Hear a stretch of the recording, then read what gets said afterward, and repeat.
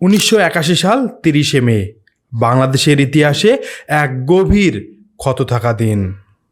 এই দিনে বাংলাদেশের রাষ্ট্রপতি জিয়াউর রহমানকে চট্টগ্রাম সার্কিট হাউসে হত্যা করা হয়। কিভাবে এমন ঘটনা ঘটল আর কেনই বা এমন হলো, আর এর পেছনে কে বা কারা ছিল, আজ আমরা জানব জিয়াউর রহমানের মৃত্যুর পুরা কাহিনী।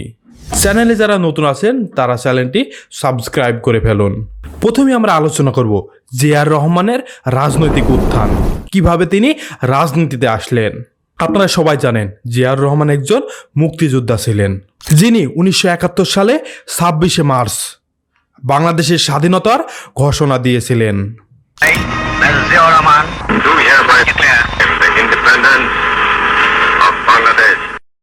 দেখেন, মুক্তিযুদ্ধের পর বাংলাদেশ সেনাবাহিনীতে জিয়াউর রহমানের ভূমিকা ছিল অপরিসীম।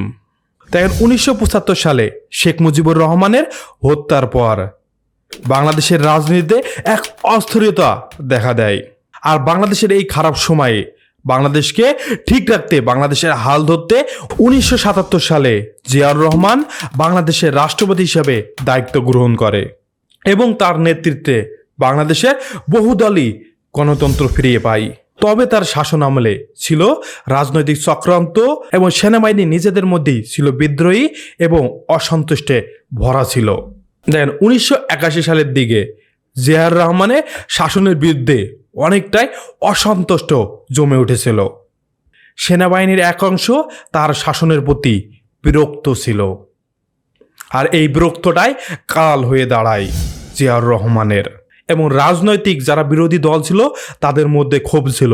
জিয়াউর রহমান দিনকে দিন জনপ্রিয়তা আকাশচুণ্ডী হয়ে গেছিল। এবং এই সময় চট্টগ্রামে একটি সামরিক বিদ্রোহী খবর আসে, এটা সেনাবাহিনীর মধ্যেই। এবং জিয়াউর রহমান চট্টগ্রামে নিজে যান এই পরিস্থিতি সামাল দিতে। তবে তিনি জানতেন না তার জীবনে এটাই শেষ সফর হবে। হত্যাকাণ্ডের রাতে কি হয়েছিল? 1981 সালে 30 মে জিয়াউর রহমান চট্টগ্রাম সার্কিট হাউসে অবস্থানরত ছিল। ভোর রাতে একদল সেনা সদস্য চট্টগ্রাম সার্কিট হাউসে হামলা চালায়। তবে তাদের নেতৃত্বে ছিল মেজর জেনারেল আবুল মঞ্জুর। দেখেন, হামলাকারীরা জিয়াউর রহমানকে গুলি করে হত্যা করেন। একই সাথে জিয়াউর রহমানের সহকারীদের হত্যা করা হয়। এবার সবার মনে প্রশ্ন আসে, এই হত্যার কারণ কি ছিল? দেখেন, জিয়াউর রহমানের হত্যার পেছনে অনেকগুলো ষড়যন্ত্র শোনা যায়। দেখেন, মেজর জেনারেল মঞ্জুরের নেতৃত্বে ক্ষমতাচ্যুত করা এবং জিয়াউর রহমানকে ক্ষমতা থেকে সরানোর একটি ইচ্ছা ছিল। তবে মঞ্জুর নিজেও কয়েকদিন পরে গ্রেপ্তার হন এবং রহস্যজনকভাবে তার মৃত্যু হয়। অনেকেই মনে করে হত্যার পেছনে ভেতরে বাইরে রাজনৈতিক একটি শক্তির হাত ছিল। এই হত্যাকাণ্ডে বাংলাদেশ সেনাবাহিনীর একটা অভ্যন্তরীণ দ্বন্দ্ব ছিল। নিজেদের মধ্যেই বাংলাদেশ সেনাবাহিনীদের মধ্যে একজন অপরজনকে ক্ষমতা নিয়ে দ্বন্দ্ব ছিল এবং রাজনৈতিক দ্বন্দ্ব ছিল। জিয়াউর রহমান বাংলার মানুষের কাছে অনেকটাই জনপ্রিয়তা পেয়ে গেছিল। দেখেন, এই অবস্থায় চট্টগ্রাম সেনাবাহিনী জিওসি মেজর জেনারেল মঞ্জুর সহ হত্যাকাণ্ডে জড়িত সবাই কি 31 মে দুপুর 12টার মধ্যে আত্মসমর্পণ করার জন্য নির্দেশ দেওয়া হয় তৎকালীন সেনাপ্রধান লেফটেন্যান্ট জেনারেল হোসাইন মোহাম্মদ এরশাদ। এবং তিনি নির্দেশ দেন নির্ধারিত সময়ের মধ্যে আত্মসমর্পণ করলে পরিপূর্ণ নিরাপত্তা দেওয়া হবে এবং পাশাপাশি তাদেরকে সাধারণ ক্ষমা করে দেওয়া হবে, সেনাবাহিনীর পক্ষ থেকে জানানো হয়।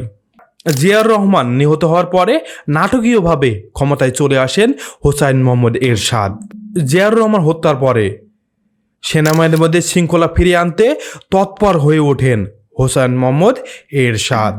জিয়াউর রহমান হত্যার একটা কথা প্রচলন রয়েছে, 1971 সালে যেসব সেনাবাহিনী মুক্তিযোদ্ধায় অংশগ্রহণ করেছিল জিয়াউর রহমান আলাদাভাবে তাদের একটি মূল্যায়ন করছিলেন এবং সেই কারণেই সেনাবাহিনীর মধ্যে বিভিন্ন রকম ষড়যন্ত্র সৃষ্টি হয়। এবং এই সব ষড়যন্ত্রের কারণেই রাজনৈতিক ষড়যন্ত্র এবং সামাজিক ষড়যন্ত্র, রাজনৈতিক দলগুলো বিরোধিতা করা, সেনাবাহিনীর উচ্চ পর্যায়ের লোকগুলো ক্ষমতার লোভে বিভিন্ন রকম ষড়যন্ত্রের কারণে জিয়াউর রহমানকে হত্যা করা হয়।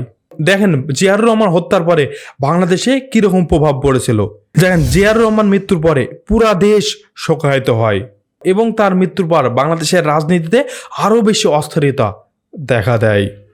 সাবেক রাষ্ট্রপতি জিয়াউর রহমান মৃত্যুর পর বাংলাদেশে টানা 40 দিন শোক ঘোষণা করা হয়। এই ক্ষেত্রে একটি কথা প্রচলন রয়েছে, শেখ মুজিবুর রহমান মৃত্যুর পর সবাই মিষ্টি বিতরণ করেছিল।